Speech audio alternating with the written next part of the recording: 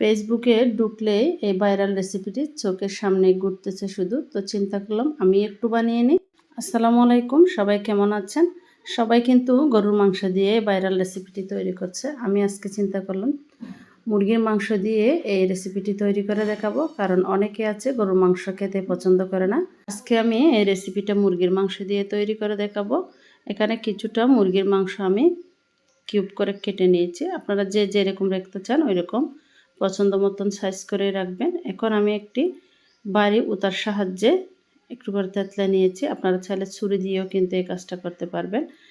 এগুলো এক পাশে রেখে দিয়ে এখানে আমি নিয়েছি সাদা গোলমরিচ, ধনিয়া, গোটা জিরা, এগুলো একটু আধ ভাঙ্গা করে পিষে নিব। এই যে এই মশলাটা আধ ভাঙ্গা করে নিলে হবে, একদম মিহি করে ফেলতে হবে না। যে আমার কিন্তু হয়ে গেল, আমি আর চেয়ে আর বেশি মিহি করব না। এগুলো তুলে এক পাশে রেখে দিব। এখন আমি একটি মশলা তৈরি করে নিব।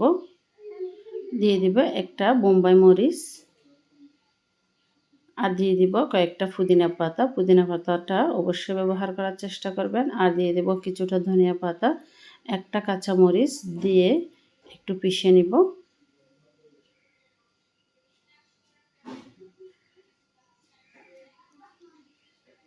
এই জিনিসগুলো কিন্তু একদম মিহি করে ফেলতে হবে না, মোটামুটি একটু করে পিষে নিলেই হয়ে যাবে। এই যে আমার কিন্তু এগুলো পিষে হয়ে গেছে। এখন আমি দিয়ে দিব এখানে 4টার মতো রসুনগুলো আমার যখন পিষা হয়ে যাবে তখন আমি এখানে দিয়ে দিব 1 পিস আদাটা দিয়ে একটু পিষে নিব। এখন সবগুলো মশলা এক জায়গায় করে যে চিকেনগুলো আমি একটু তেতলে রেখেছিলাম এই চিকেনগুলো দিয়ে দিব। দিয়ে মশলার সাথে ভালো করে মাখিয়ে নিব। এখানে পুদিনা পাতা আর নাগামরিচের বেশ ভালো একটা সুঘ্রাণ বের হচ্ছে। এখন দিয়ে দিব যে মশলাটা তৈরি করে রেখেছিলাম ওই মশলাটা, আর দিয়ে দিব এখানে আমি কিছুটা দিয়ে দিয়েছি গরম মশলার গুঁড়া, হলুদের গুঁড়া, লবণ স্বাদ মতো, একটু লাল মরিচের গুঁড়া, হালকা একটু মাংসের মশলা, একটু টমেটো সস, আর দিয়ে দিব একটু সয়া সস। দিয়ে ভালো করে মিশিয়ে নিব। হাত দিয়ে ভালো করে মিশিয়ে নিতে হবে। যখন আমার ভালো করে মিশানো হয়ে যাবে দিয়ে দিব আমি এখানে 1 চামচ চালের গুঁড়া আর 1 চামচ ময়দা। আপনারা চালের গুঁড়া হাতের পাশে না থাকলে শুধুমাত্র বেসন দিয়েও কিন্তু এই রেসিপিটা তৈরি করে নিতে পারেন। ভালো করে মিশানো হয়ে গেলে এখন আমি টুথপিকের সাহায্যে এগুলো একটা একটা কাবাবের মতো শেপ দিয়ে নিব। এভাবে করে দিয়ে নিব।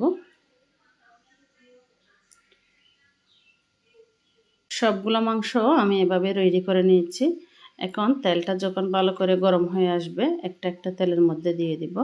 তো আজকের রেসিপিটি যদি আপনাদের ভালো লেগে থাকে তাহলে আমার পেজটিতে ফলো দিয়ে সাথে থাকবেন। আর ভিডিওতে একটি লাইক, কমেন্ট, শেয়ার করে অন্যদের দেখার সুযোগ করে দিবেন। আর ইউটিউব চ্যানেল থেকে দেখে থাকলে আমার চ্যানেলটি সাবস্ক্রাইব করে পাশে থাকবেন। আর ভিডিওটি কে কোথায় দেখছেন অবশ্যই বলতে ভুলবেন না। এই যে আমি কিন্তু এভাবে লাল লাল করে ভেজে নিয়েছি। লাল লাল করে ভেজে এরকম সস দিয়ে খেতে এই কাবাবটা বেশ ভালোই লাগে। আজকে এই পর্যন্ত, আল্লাহ হাফিজ।